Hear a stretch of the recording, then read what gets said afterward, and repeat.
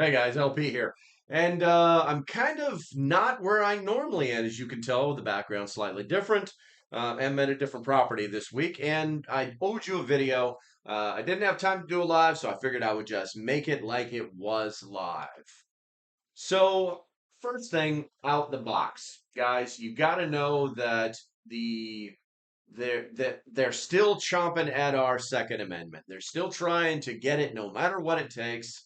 And they've decided that they're going to put the universal registration rule into effect starting May 20th. And basically, what that is it's going to require background checks on all private sales of firearms. There's organizations out there like the Gun Owners of America that they're in the fight right now, and they're they've announced that they're going to court. They're going to sue the federal government. You know, they're they've partnered with the Texas Attorney General and as well as three other states and have filed a the very first lawsuit in the nation challenging Biden's ATF rule that forced citizens like you to either comply with an unconstitutional background check or face criminal prosecution.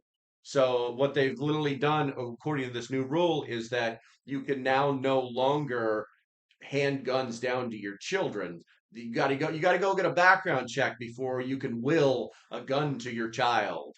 And it's starting to get out of control, and I think we all know it. What's really important is that not only is the Biden administration hell bent on disarming the public, they also don't want to suffer a, a defeat in court because they know what they're doing is wrong and they are going to press forward anyway. This is that lawfare that we keep running into. And I just want to let you guys know that there are organizations out there that are fighting on your behalf. This is not an endorsement of them, but you should know that they are out there and you should probably support. You should probably seek them out and support them. There's some reputable ones there. You can contact me offline if you'd like me to point you in a specific direction. I will be happy to do it for you. But I wanted you to know that. The next thing that's actually important in the news right now. So JFK Jr. is going to be challenging the TikTok ban on constitutional grounds. Kennedy he's challenging the TikTok ban, citing that he has concerns over the political motives rather than real national security issues. Now, me personally, I could give a crap if TikTok is around. They, if they had just done what they said they were going to do and they weren't gathering every keystroke off of every device on every one of your networks that you touch, then I would have been like, hey, whatever, leave them alone, man. But that not only are they not free speech, but they are gathering on every one of your assets. So getting into it, JFK Jr. He's an independent presidential candidate, which I kind of like. He declared his intent to fight against a potential TikTok ban, arguing that the measure is more about political posturing than general national security concerns. Now, this announcement comes as the Biden administration tightens up its grips on Chinese technology. Firms with a recent $95 billion national security package that allows for the banning of the app if its parent company ByteDance does not sell it. Now, Kennedy, voicing his opposition on the social platform X, stated that I'm going to file a lawsuit challenging the TikTok ban on constitutional grounds. He believes the move to block TikTok has little to do with protecting user data from Chinese surveillance and is more of a distraction. He says, don't be fooled. The TikTok ban is not about China harvesting your data. That's a smokescreen, he declared. Now, I agree with some of what he says, but we all know that's bunk. There's absolutely, positively no reason for the Chinese government to know what my phone touched, to who I spoke with, to the keystrokes on my computer, to the printer that I use. Not a joke. They are doing it all the time, which is one of the reasons I try to stay off TikTok as much as possible. And the only time I'll use it is to promote things like Prep Stock, guys, Prep Stock, Nebo, North Carolina, October 12th through the 13th. Guys, there's only two camping sites left that are on the walking trail that goes to it. Otherwise, you'll have to park, or you'll actually have to drive in from where you camped or stayed at least 15 minutes. So, guys, if you're looking for the optimal prepper getaway, you might want to check it out. Prepstock.net. Something like, I'm not sure what that is. Okay, so getting back onto things, guys. Um, it's starting to get a little crazy. And as usual, the distraction is almost always being being put on us by these very, very big organizations, kind of like the United Nations. Oh no, I said that. There's going to be some kind of little ticker down at the bottom of my video. Okay. So, UN official condemns health misinformation advocates for digital integrity code. Oh my God, there's going to be a code? What's the code, guys? 8675309. There's going to be a code, you know. They're doing this under the guise of combating disinformation. The United Nations advocates for stricter censorship with its new code of conduct for information integrity. Information integrity is code words for we're the nanny state and we'll tell you if it's okay for you to know. Oh, by the way, if we didn't tell you, everything else is a lie. Don't believe it, and you're going to get in trouble if you say it over and over. So the United Nations continues with an attempt to advance the agenda to get what the organization calls its code of conduct for information integrity on digital platforms implemented. This code is based on previous policy brief that recommends censorship of whatever is deemed to be disinformation slash misinformation or hate. Oh, you got to add that one or hate. But that is the only. I just lost my mind. That's not the only big picture policy. The UN Secretary General of Global Communications is staunchly promoting this policy.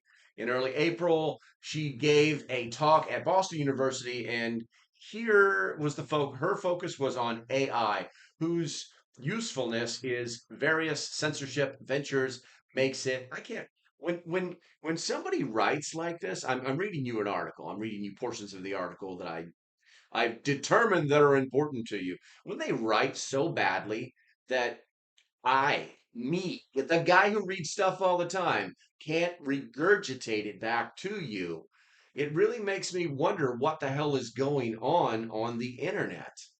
It's really, I mean, you could probably say that I'm a bad reader, but you'd be wrong because you've seen me read things before in the past. Anywho, bottom line is that the United Nations wants to control everything that we hear, that we see, and if it doesn't support their agenda, then they will determine whether it's misinformation, disinformation, or hate speech. It couldn't possibly be the truth.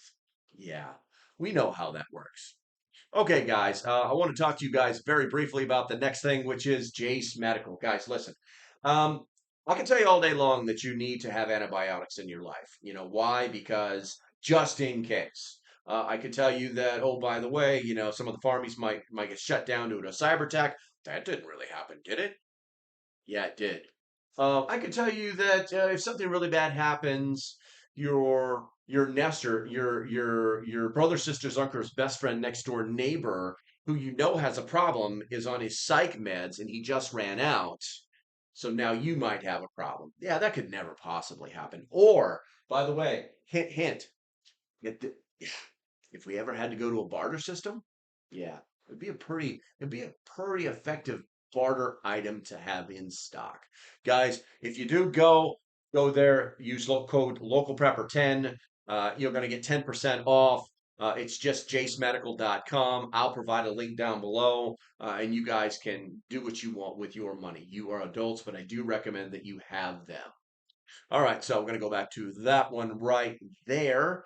And let's see here. The next one we're going to talk about here is Um, if you guys are not aware, over the weekend, um, James O'Keefe released a bombshell video. I think it happened on Friday or yesterday. I'm sorry, today's Friday, either Wednesday or Thursday. But it was a bombshell video, and it exposed the Central Intelligence Agency um, for all of the lies, all of the cheating, all of the stealing, and I'd play the video for you, but I don't want YouTube to take this down. I would just look up O'Keefe Media Group or James O'Keefe on YouTube or Rumble or wherever you want to look for him because you're gonna find this video. Um, as usual, you got some dum dum trying to impress a pretty girl and forgetting all of the government documents that he signed saying that, oh, by the way, your security clearance is so high that we could put you in jail for the rest of your freaking life if you start talking about stuff. But he just goes babbling on, telling this young lady about how they shut up phone, how they targeted Trump, how while he was the president of the United States, the highest members in the chain of command kept information from him purposely because they thought he was quote unquote a big mouth and dumb ass. Yeah, that was the world working against the president who kept us out of all of the wars. Pretty freaking awesome, right? Gotta love your government these days. But anyway, so let me read this to you very, very quickly because I think I've said most of it, but I think somebody wrote a little bit better than I could articulate that. So on Wednesday, the O'Keefe Media Group released part of their series titled "Exposing the CIA." It's a series. I did not know that. That's going to be that's pretty serious. There's going to be more videos. In this installment, a project manager working in cyber operations, I won't say his name, revealed to OMG's undercover journalist that the director of the CIA deliberately withheld information from President Trump. He also revealed that the CIA conducted surveillance on Trump's presidency and continues to monitor him to this day. Well, that's because they don't actually have a charter that says that they can do things in the United States. That's pretty interesting. And then, according to this gentleman, there was a collective decision among agencies to withhold information from Trump, as he stated. So the agencies kind of like all got together and said, "We're not going to tell Trump."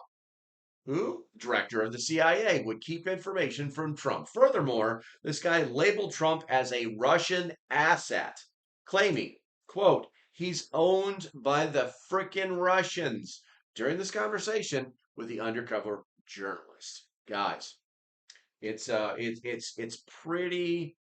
I hate to use the word interesting because that's kind of getting cliche, but this is happening.